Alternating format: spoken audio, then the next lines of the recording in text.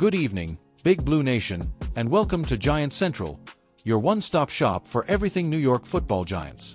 I'm your host, Mike Brennan, coming to you live from the shadow of MetLife Stadium on this chilly late November night in 2025. Folks, can I be honest for a second? It hurts.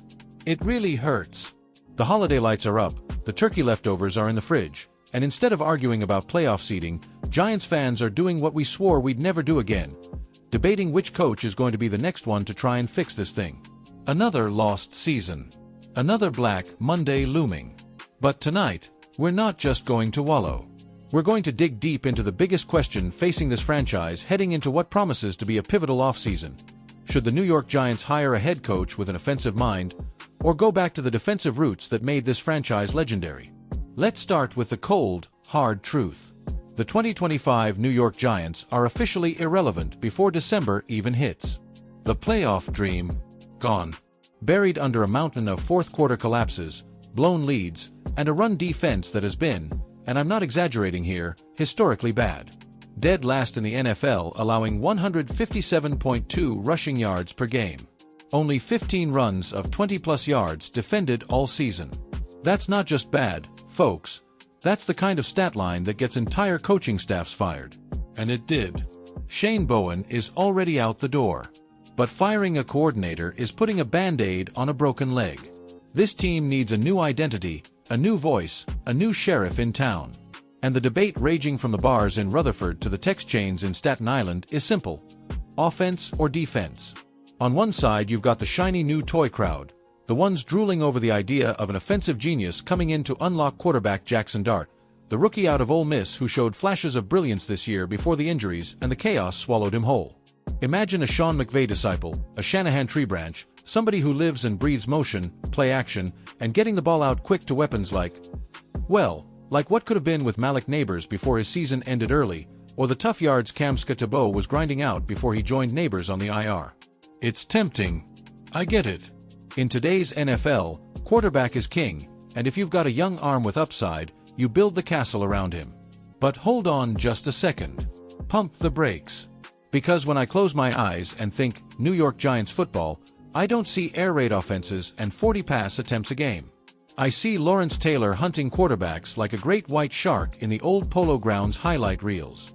I see Michael Strahan setting the single-season sack record. I see Justin Tuck and Osai Umenyiora terrorizing Tom Brady in Super Bowl 42.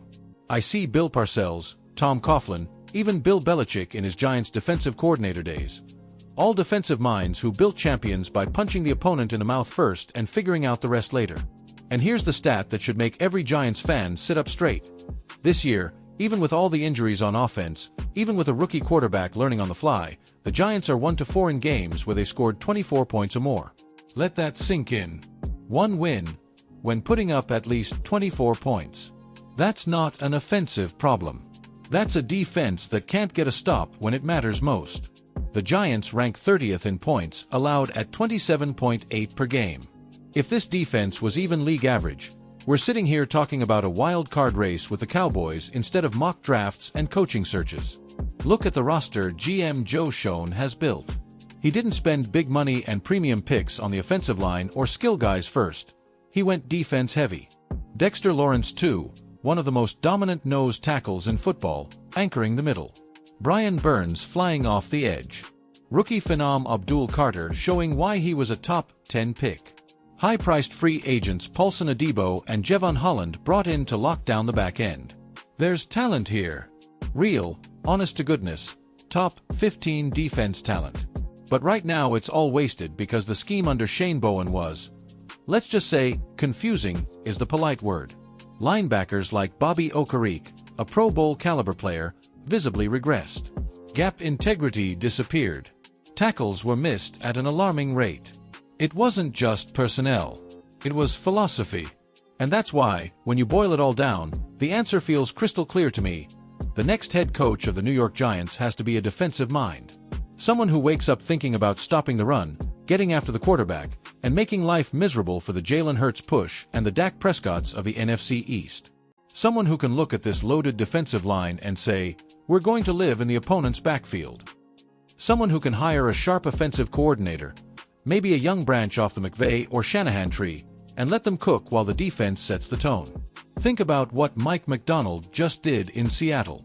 Took over a Seahawks defense that was soft, undisciplined, and turned them into the most physical unit in the NFC West almost overnight.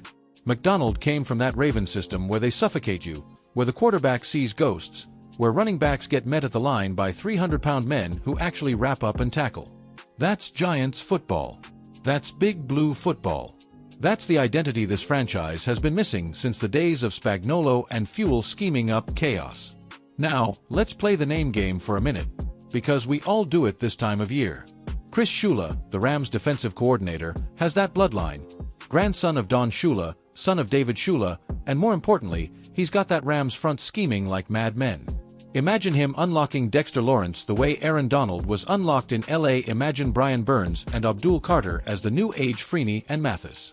Or how about Raiders DC Patrick Graham, a former Giants assistant who knows this building, knows this division, and has Vegas playing stingy despite not having elite talent. Or, and hear me out, what if Joe Schoen swings for the fences and tries to pry Jesse Minter away from Michigan after another championship run?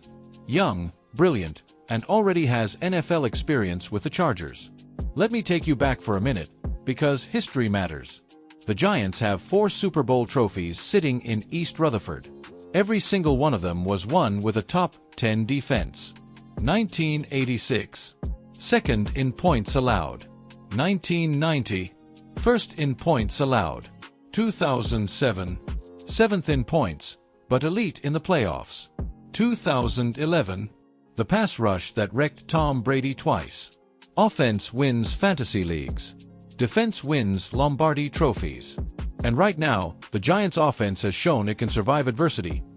24-plus points 5 different times, and they still found ways to lose because the defense melted down in crunch time.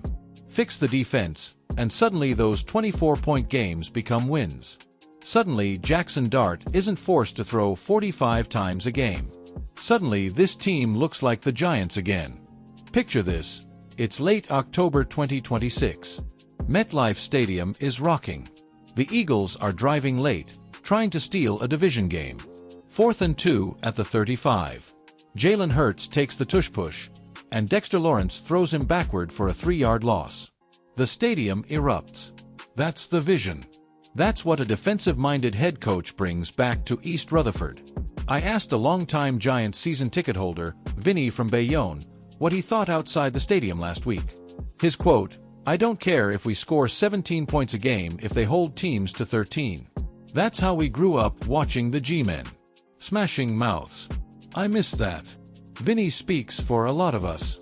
If I'm John Mara and Joe Schoen sitting in that interview room this January, and everything else is equal, track record, leadership, vision, I'm taking the defensive mind every single time. Build the identity first. Win with the guys in the trenches. Let the offense grow into it. That's how you sustain success in this league. So there it is, Giants fans. The off-season of reckoning is coming. The search will be fascinating. But if this franchise wants to look in the mirror and see the New York Giants staring back, not some generic, pass-happy, finesse team, then the answer is clear. Bring in a defensive head coach, let him rebuild that proud tradition, and watch this talented roster finally play up to its potential. Next man up. Next era begins. And I, for one, can't wait to see it. This is Mike Brennan saying, keep the faith, Big Blue. The glory days aren't as far away as they feel tonight. We'll see you right here tomorrow as the coaching rumors heat up. Until then, let's go Giants.